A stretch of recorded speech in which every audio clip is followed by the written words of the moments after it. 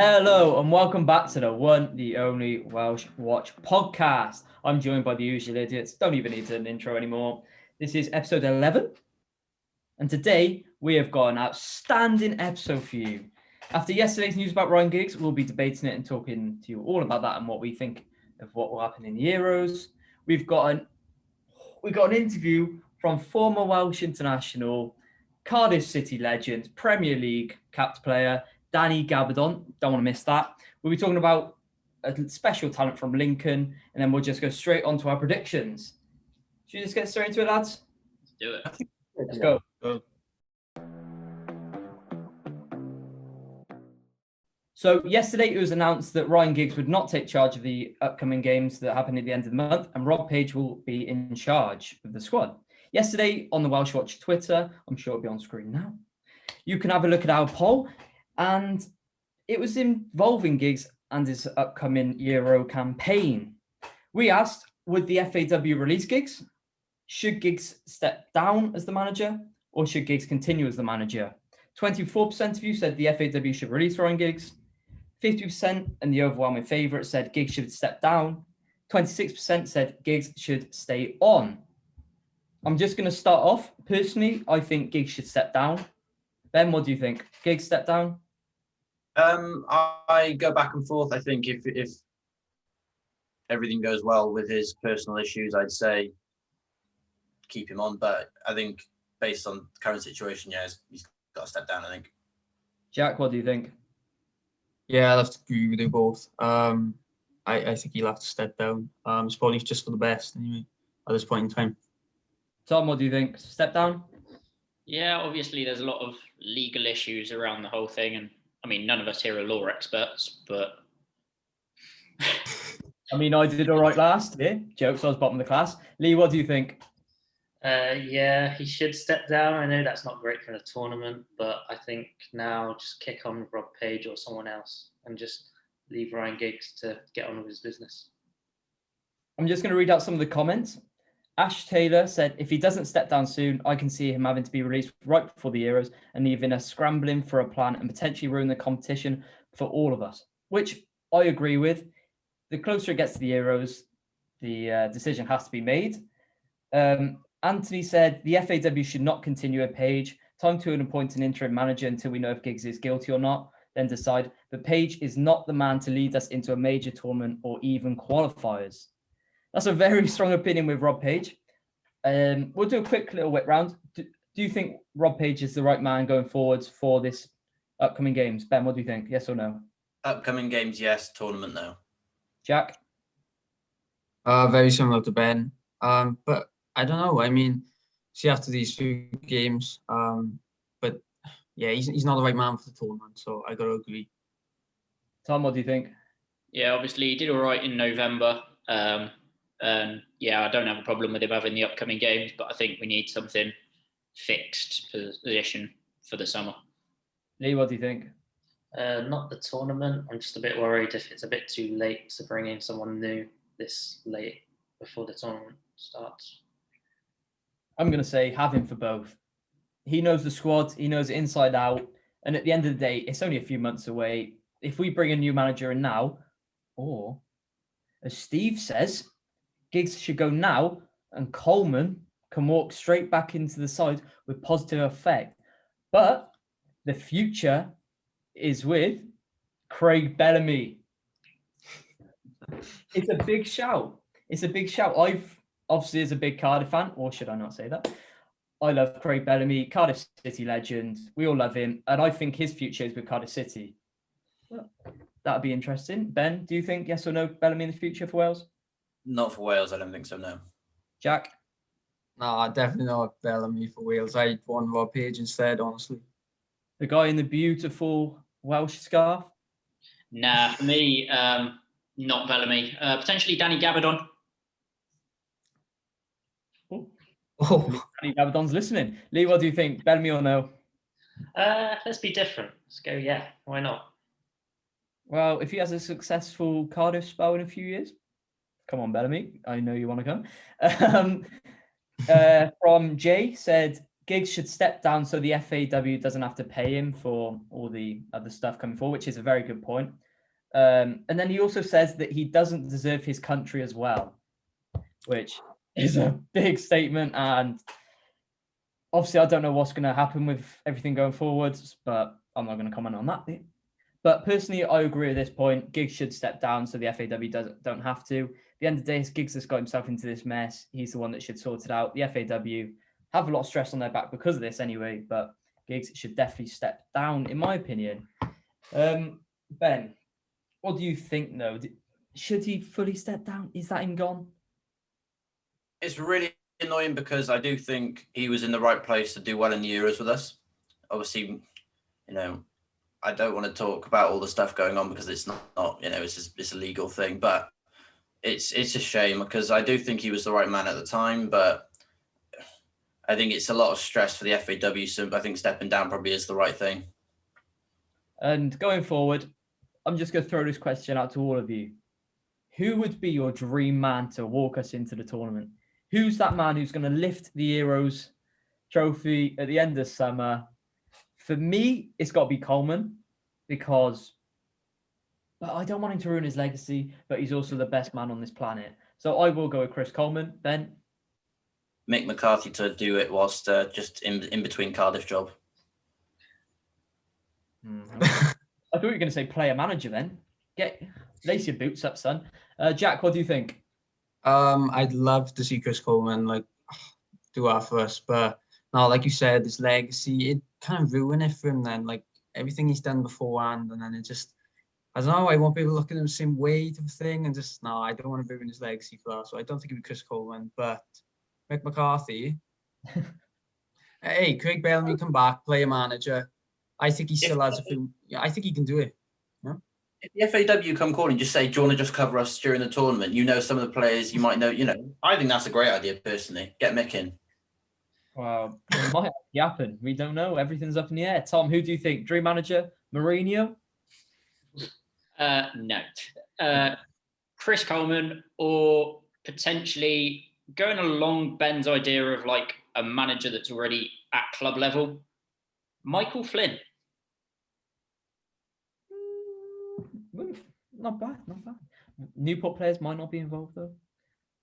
Whereas Mick McCarthy has a few boys in the squad already. Lee, who do you think? Dream manager?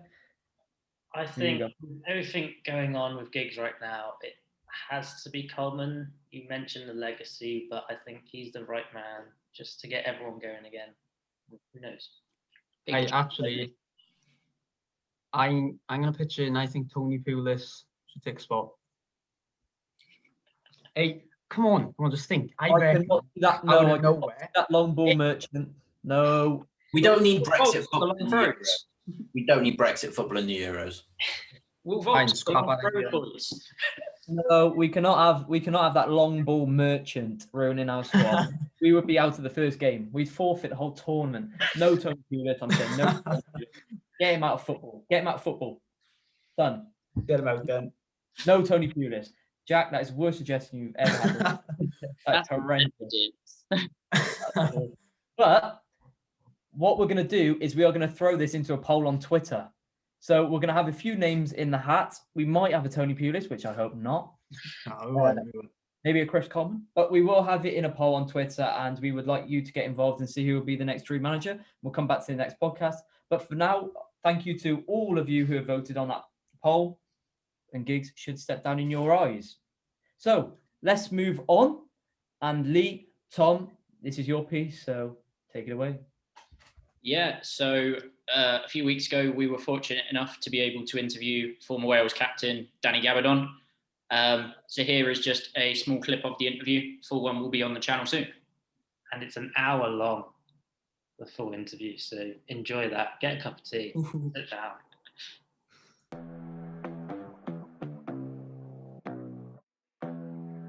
So today, we're joined by a very special guest. We have with us former Wales captain, Danny Gabbidon. How are you doing, Danny? I'm very well, boys. How are you? Welsh captain. I've not had that introduction yet. Normally people go like through my previous clubs and all that, or say 49 caps, which like still annoys me. But Welsh captain is like That's a great start to my morning, that boy. So thanks for having me on. So looking at your career, you started at West Brom, then spent 5 years at Cardiff before going to West Ham, QPR, Crystal Palace, and then returning back to Cardiff. Yeah. How did it feel leaving Cardiff the first time after you spent 5 years here? Yeah, it was like mixed emotions, really. Because there was a part of me that felt it was maybe time for me to go. Because I felt, that period I did develop quite a lot as a player. That's when I kind of broke into the Wales team as well. And it was a little bit strange because I think at that point, I think we might have been maybe Division 2 or when I broke into the Wales team for the first time.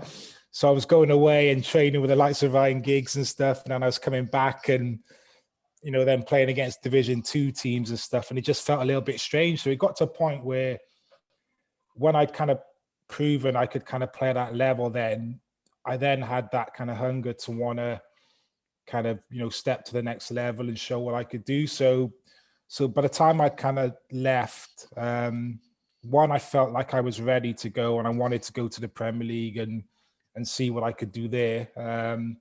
But obviously then it was sad to leave because I'd been there, as you say, for 5 years, and a massive part of my development was had kind of playing for Cardiff and playing in front of the amazing fans and stuff, and I had some really good kind of memories there and stuff. So it was kind of it was an emotional one, really. But in the end, I kind of had no choice really as well, because the club were in a bit of like financial trouble at the time as well.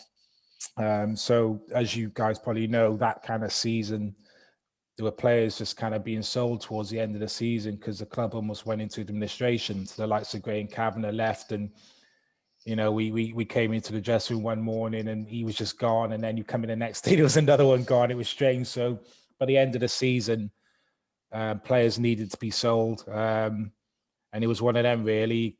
West Ham had come in with a bid, and it had to happen really. Because the club were in such financial kind of trouble. So it kind of suited the club and it suited kind of me because I felt I was ready to kind of play at that next level. So obviously you've played at many clubs over your career. What was it like constantly moving from club to club? And like, did you ever feel settled at a club? I was probably one of the lucky ones. I think you look at a lot of other players throughout their career, they probably move a lot more. Or I think myself, towards the end of my career, I started moving a little bit more, and that tends to happen when you get towards the back end of your career, where clubs don't want to give you long contracts. You end up getting a year here, a year there, and stuff, and you end up probably moving a little bit more. But I think if you look at my early part and the main part of my career, I was quite lucky. So obviously I did my youth kind of career at West Brom, broke into the first team there, and so I was there probably 3-4 years, and I went to Cardiff for 5 years. West Ham was pretty much 5 years, and then that's when it kind of then I started moving a little bit more. So I had one season obviously at QPR, a couple of seasons at Crystal Palace, and then kind of back to Cardiff really. So I was quite lucky in that respect. A lot of footballers move around a lot more frequent than that, and I was quite lucky as I stayed in around the London area as well. I kind of hit all the London clubs, so it wasn't really like, I was playing in London and I had to move up north, and, where it's a big kind of change in environment and moving one end of the country to the other. I was quite lucky with the clubs all being around London. I didn't really have to move too much really. So it's always a little bit strange, particularly towards the end of my career when I was moving a bit more. I didn't really like it too much. You ask any player, they really want security and, a decent level contract so you can kind of settle down and be comfortable. But, by the end, when I kind of got to my 30s and stuff, it was really difficult to get more than 1 year contracts. Nobody wanted to really kind of give them out. So QPR was a 1 year contract with an option of a second year if I made a certain amount of appearances. And I thought I was going to hit those appearances. And then Mark Hughes came in as manager and didn't really play me towards the back end of the season. So I was about 2 appearances short, and then they wouldn't renew my contract for a second year. So I left there.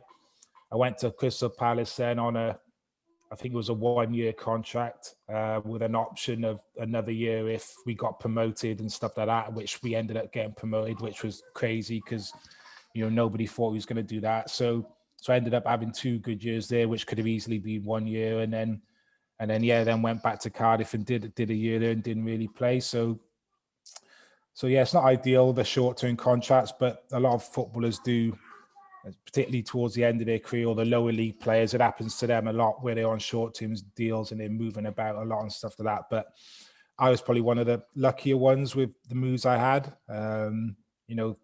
4 or 5 clubs, and all of them really, most of them around London. So it weren't too bad. It weren't too bad, to be fair.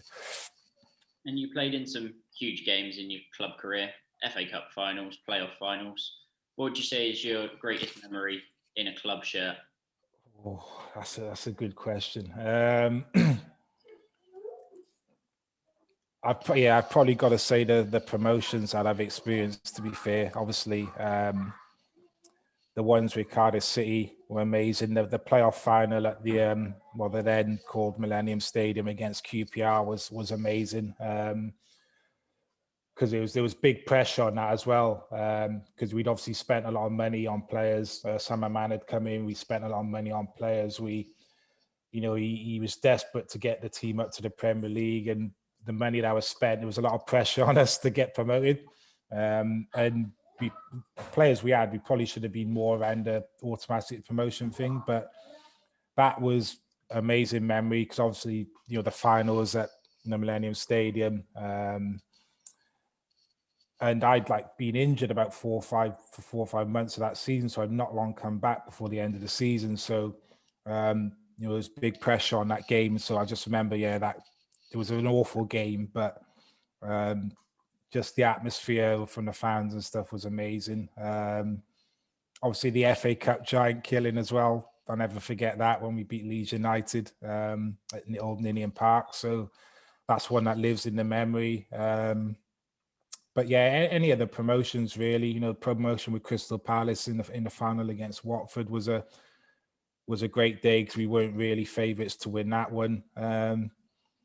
And I have to obviously put probably the FA Cup final in as well against Liverpool for West Ham, which we lost on penalties. So I've been fairly lucky to have played in some big games. And that's not really to mention obviously some of the international games and stuff as well, and making my debut and things like that. But I'd probably say any of the promotion games really.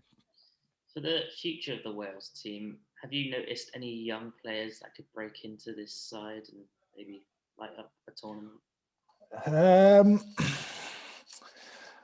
That's a good question.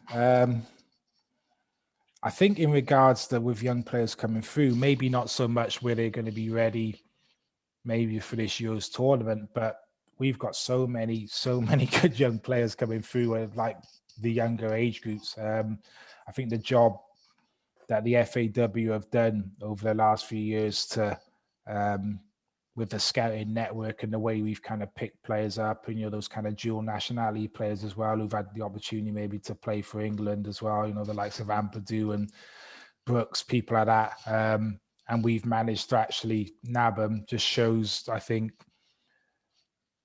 the kind of environment I think that these boys have kind of created, and these younger players now come into it and they really enjoy it. They enjoy meeting up with the squad, and they just feel very comfortable, I think, in and around the kind of senior players. And it seems like an easy decision for them at the minute when they've got that decision over Wales and England, which is great. But there's a lot of good young players coming through. Obviously we've seen the likes of kind of Ampadu, what he's done in the last couple of seasons. Still a young player, probably making his first full season really as a professional at Sheffield United this season. So that will hold him in good stead, and certainly going into a major tournament for Wales, I think you'll see a different player to what we've already seen. I think he could be someone who could step up on that stage in a major tournament and really kind of take his game to the next level.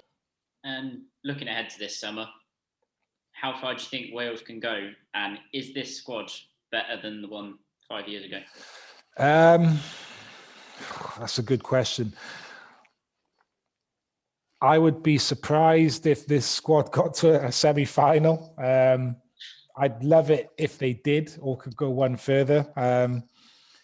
But in my opinion, I don't think this squad is as good as the 2016 squad. Finally, we're going to do some player comparisons. We want to know your opinion.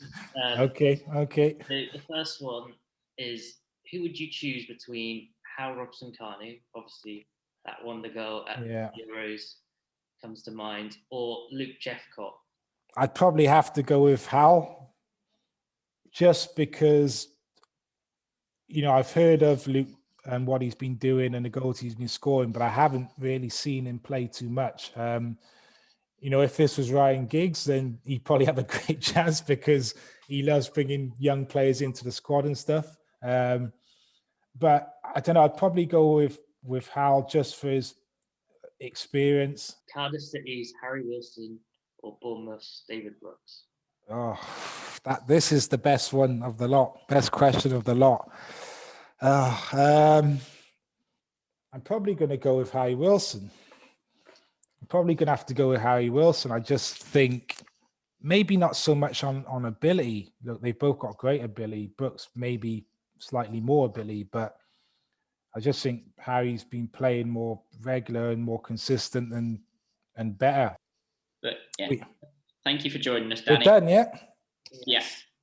My pleasure. Thank you for having me on, chaps. So thank you, Danny, for joining us.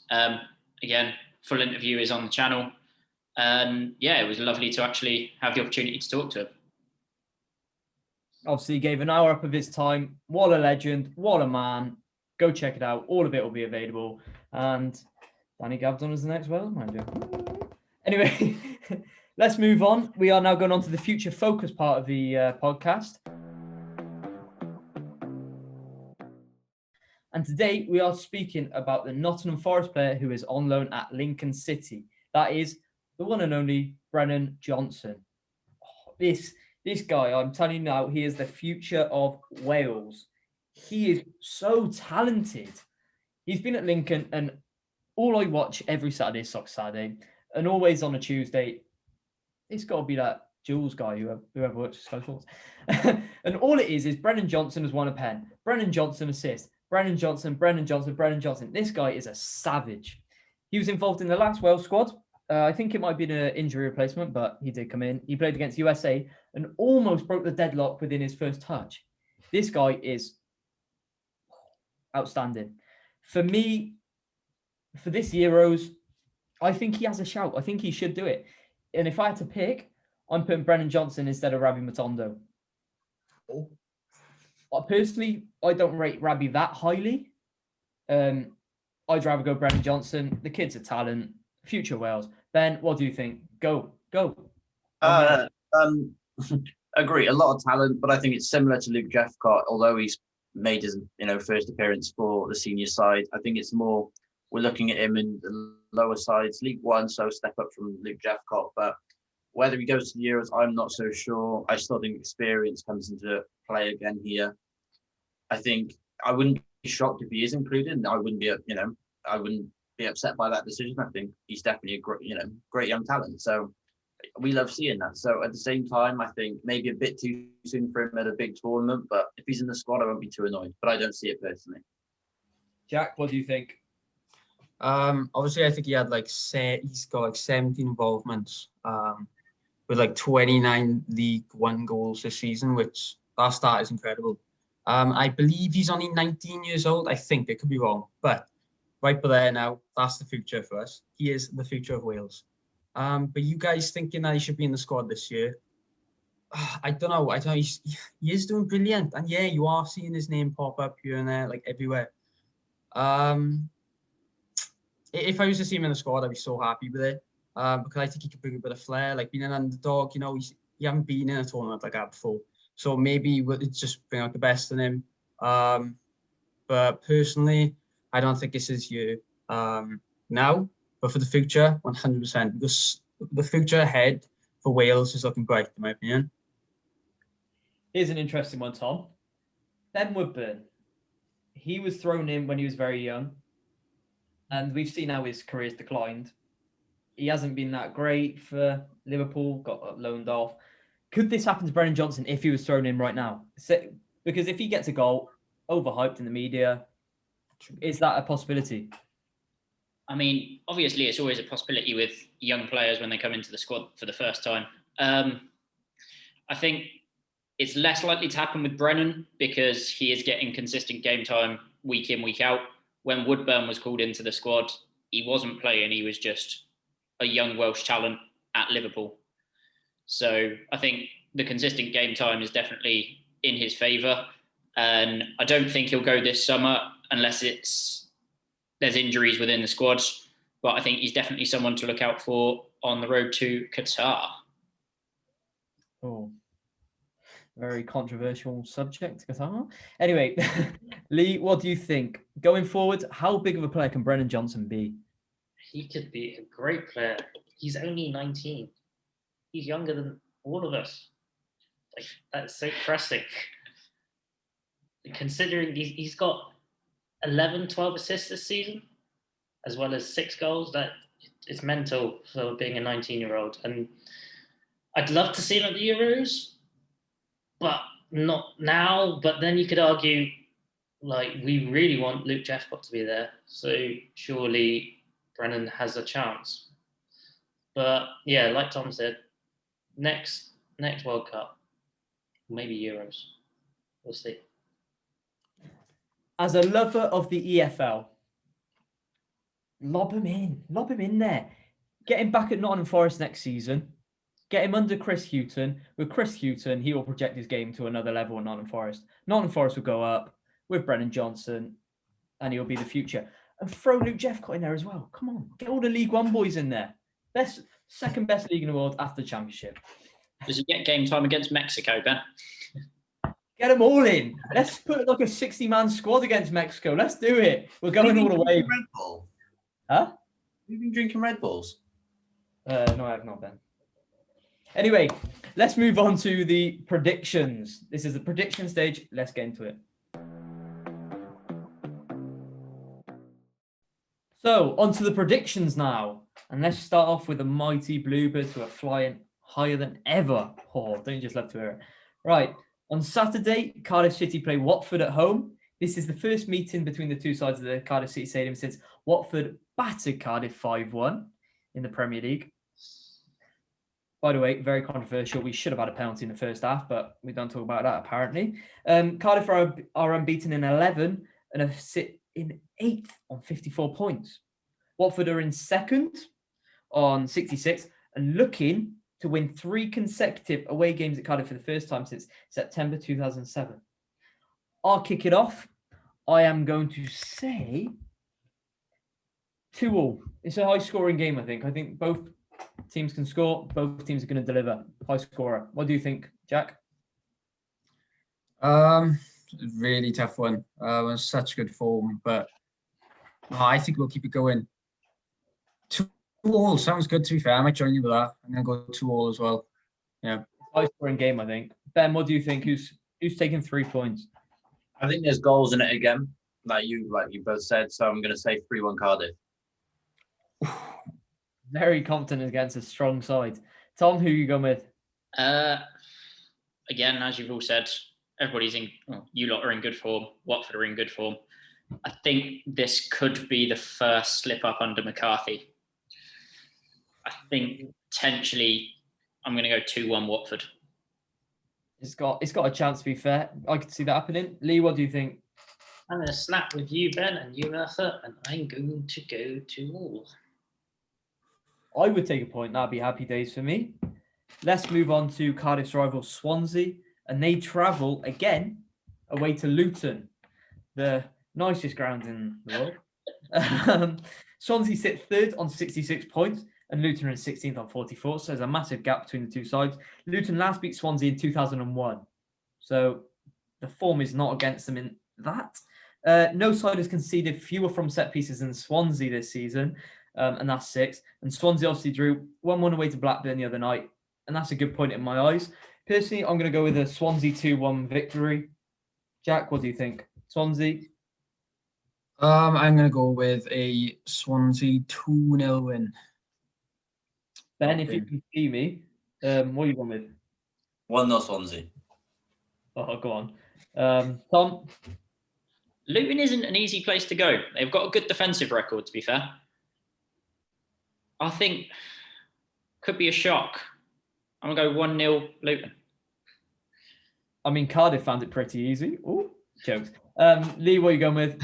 3-1 Swansea. Oh, that's a bold prediction. Probably going to get another penalty. Let's be honest. They love a penalty at the moment. Disgusting dive, that one. Anyway, on to Newport County.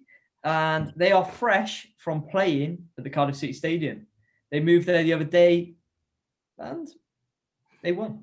96th minute penalty against Bradford, 2-1 winners. That's not bad. And on Saturday, they play Morecambe. And to be fair, that goal the other day in the 96th minute earned them a vital 3 points to go sixth and keep the promotion dream alive. Morecambe are in fifth, one place above Newport, not Swansea, on 56 points. So this in League Two is a huge game. This is probably Newport's biggest game of the season by far. A win and they're up. Well, they're not, but they're closer. A loss and it's just slipping away.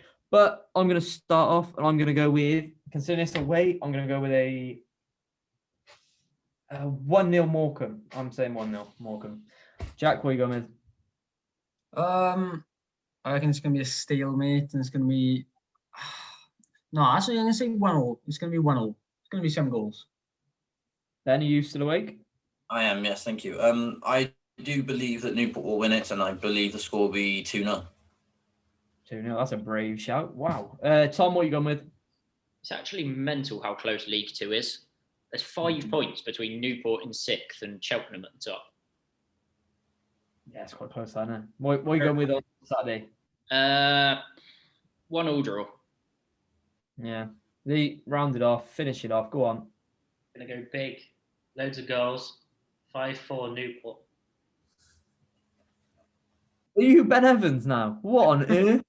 Anyway, a 5-4. We know one person's wrong next week, so that's sorted. Well done, Lee. You've got it wrong already. That's done. But that is all we have time for this week. Episode 11 of the Welsh Watch. It was a banger. Danny Gabbidon, bit of Ryan Giggs talk, bit of Brennan Johnson. He's going all the way with Forest. Maybe come back next week and you see me in a Nottingham Forest shirt. Who knows? A nice little deal on their website and I'm sorted.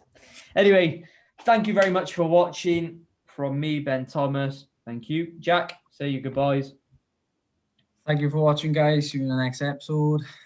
Ben, go on. Bye. Go on, boys. Wave it away. Cheers for watching, guys. Up the boys. See you next week.